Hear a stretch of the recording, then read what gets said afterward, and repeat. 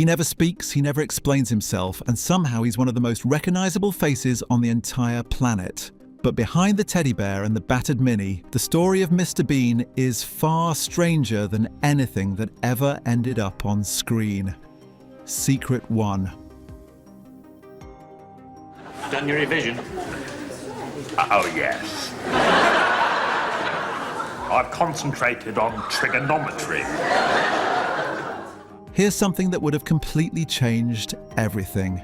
In the very earliest stages of development, Mr. Bean was not a silent character. Rowan Atkinson and his co-writer Richard Curtis originally conceived him as someone who spoke not normally, but in a strange, garbled, almost alien language that no one around him could understand. The idea was that Bean existed in a world where everyone else communicated perfectly, and he simply couldn't connect. They recorded test footage, tried different versions, and kept running into the same problem. The moment Bean made coherent sounds, even strange ones, he became less funny. The mystery evaporated. The silence, it turned out, wasn't a constraint. It was the entire joke. What Atkinson eventually landed on was something far more radical. A character who communicated entirely through expression, gesture, and physical consequence.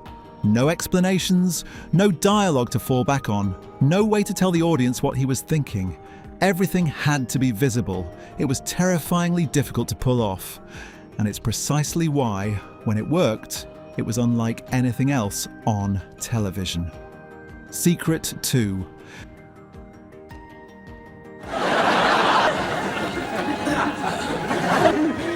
No! These are mine. This one isn't a metaphor. In Rowan Atkinson's original conception of the character, Mr. Bean was literally an alien.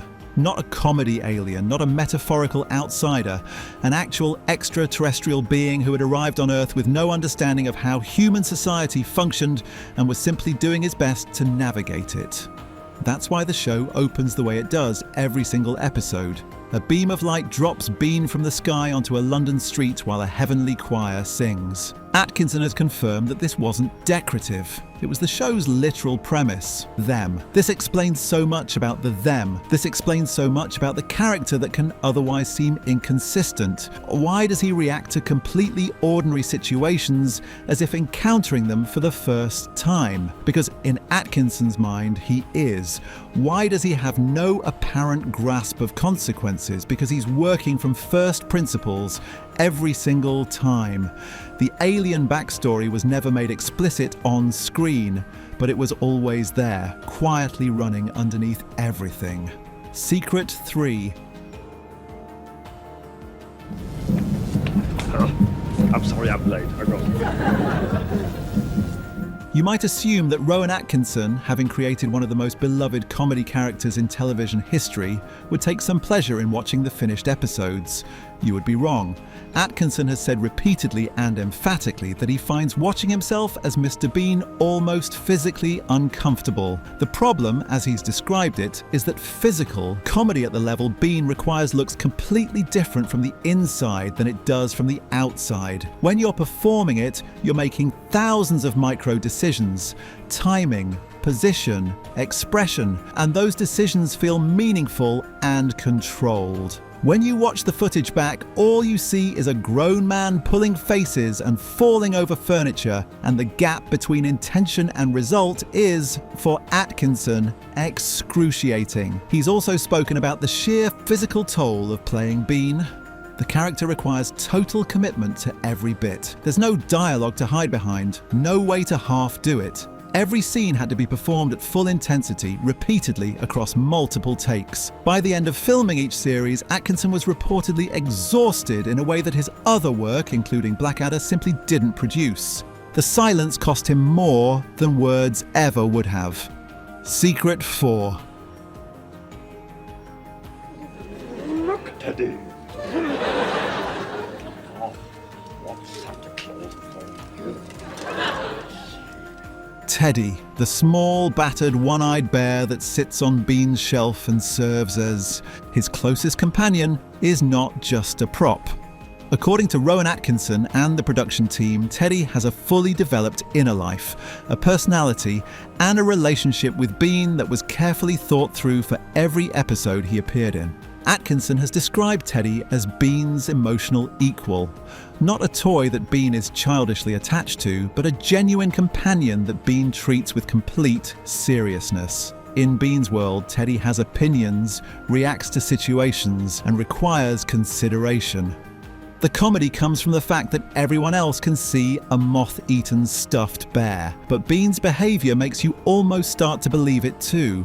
What most people don't know is how much work went into Teddy's physical appearance. The bear was deliberately made to look slightly wrong, too small, too worn, slightly off in its proportions, so that it would read on screen as something Bean had clearly had for a very long time and cared for imperfectly. Multiple copies were made for different shots, and in scenes where Teddy is treated badly, crushed, sat on, ignored, the crew reportedly felt genuinely uncomfortable. Which was exactly the point.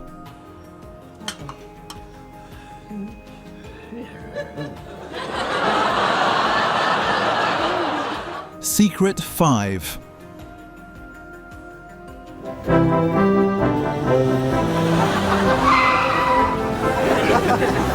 The mustard yellow Mini that Bean drives, registration BAZ67T if you want to look it up, was not simply a vehicle chosen for comic effect. It was selected after extensive testing as the car that best reflected Bean's character. Small, stubborn, slightly ridiculous, and entirely convinced of its own adequacy. What most viewers never knew was that the show used multiple Minis across its run. They were regularly damaged, worn out, or written off in the course of filming. Particularly the sequences involving the blue Reliant Robin that Bean perpetually antagonizes. The Reliant was repeatedly knocked over during takes, and the production team kept a small fleet of them on standby. The driver inside, a stunt performer, was flipped more times than anyone officially counted. The Mini itself became so associated with the show that when the original cars were eventually auctioned, they sold for extraordinary sums. One of the principal filming Minis fetched well over £40,000 at auction, more than the car would have been worth new. Bean's Mini is now considered one of the most iconic vehicles in British television history, which is a remarkable achievement for something that spent most of its screen time being reversed into things.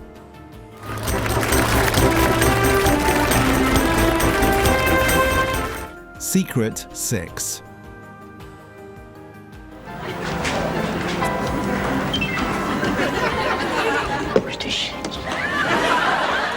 Here's something that surprises almost everyone. Mr. Bean was not initially a massive hit in Britain. When the first episode aired on ITV in January 1990, the ratings were solid but unspectacular. Critics were respectful but not overwhelmed. There was no immediate sense that something historic had just happened. What changed everything was the international response. Because the show had virtually no dialogue, it required almost no localization. No dubbing, no subtitles needed for wide audiences, no cultural references that needed explaining. It could be broadcast anywhere on Earth and land just as effectively as it did in Manchester. And it did. Within 2 years of its UK debut, Mr. Bean was a phenomenon across Europe, Asia, the Middle East, and beyond. The show became one of the most watched British exports in television history precisely because it had abandoned the thing that makes most British comedy impossible to export: words. Countries that had never heard of Rowan Atkinson, had no connection to British culture, and couldn't have identified the United Kingdom on a map were watching Mr. Bean in enormous numbers. Britain eventually caught up and embraced the show fully. But the world got there first. Secret 7. Don't be shy. Don't be shy. Let me... The physical comedy in Mr. Bean didn't come from nowhere, and Rowan Atkinson has always been forthcoming about his influences. The single most important of them was Buster Keaton, the great American silent comedian of the 1920s, whose work Atkinson studied with what can only be described as academic intensity. What Atkinson took from Keaton was not specific gags or routines, but a philosophy of physical performance. Keaton's great insight was that the character should never acknowledge the absurdity of what is happening to him. The comedy comes from the gap between the character's calm, practical response and the complete chaos surrounding him. Bean operates on exactly this principle. He doesn't panic, he doesn't despair, he problem solves, however disastrously. Atkinson also studied Jacques Tati, the French filmmaker whose character Monsieur Hulot shares Bean's quality of being a gentle disruption to the ordered world around him. And he looked closely at Charlie Chaplin, not to imitate him, but to understand what Chaplin did that made audiences simultaneously laugh and feel. The emotional dimension of Bean, the moments where his loneliness or his small triumphs actually move you, came directly from Atkinson's study of Chaplin's ability to make a gag feel like something more. Secret 8. What seems to be the problem?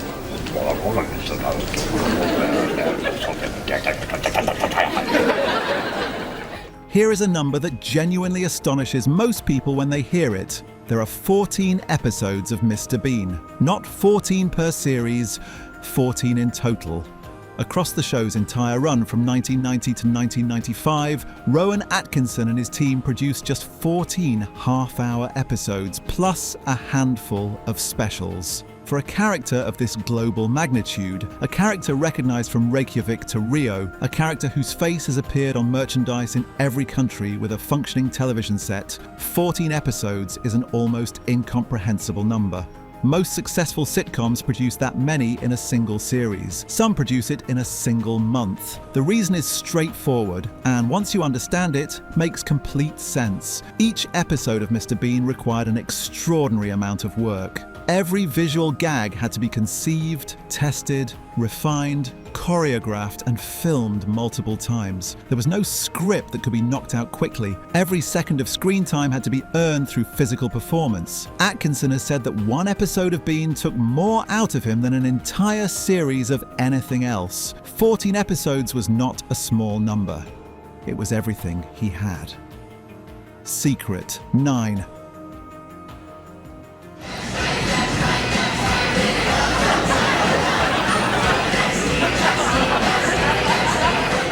Before the television series existed, before the films, before the global phenomenon, there was a live stage show.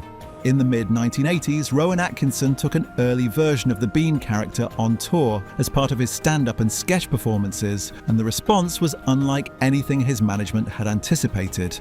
Atkinson performing Bean live, in real time, without the safety net of editing in front of a theatre audience, turned out to produce a completely different kind of comedy experience. The tension was extraordinary. Physical comedy at that level, performed without cuts or retakes, creates a kind of collective anxiety in an audience that is entirely unique. People laughed harder because they were also slightly terrified of what might go wrong. The live show sold out venues across the country and ran far longer than originally scheduled. It was the success of these performances that convinced the production company that a television series was viable, that Bean could sustain a full episode, that audiences would stay with a silent character for 30 minutes. Without the live tour, the TV show may never have been commissioned. Everything that followed, the films, the cartoon series, the Olympic opening ceremony, all of it traces back to a theatre audience in the mid-80s, discovering that watching Rowan Atkinson try to change his clothes in a beach hut was somehow the funniest thing they'd ever seen. Secret 10.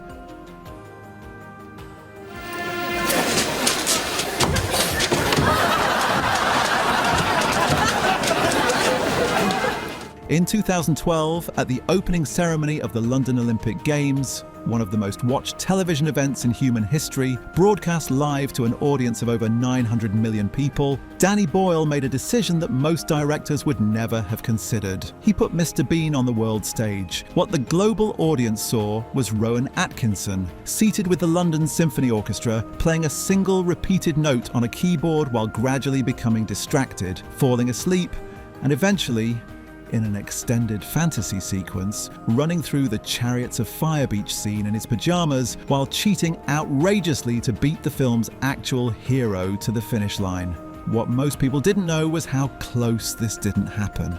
Atkinson was deeply reluctant. He had spent years carefully managing the distance between himself and the Bean character, worried about overexposure and about reducing something he'd worked hard on to a greatest hits moment on a global stage. It took significant persuasion from Boyle and the ceremony's producers to bring him on board. When he finally agreed, he insisted on creative control over the bit, and what he delivered stopped the world. 900 million people laughed at the same joke at the same time. There has never been a Mr. Bean audience larger than that night, and there almost wasn't one at all.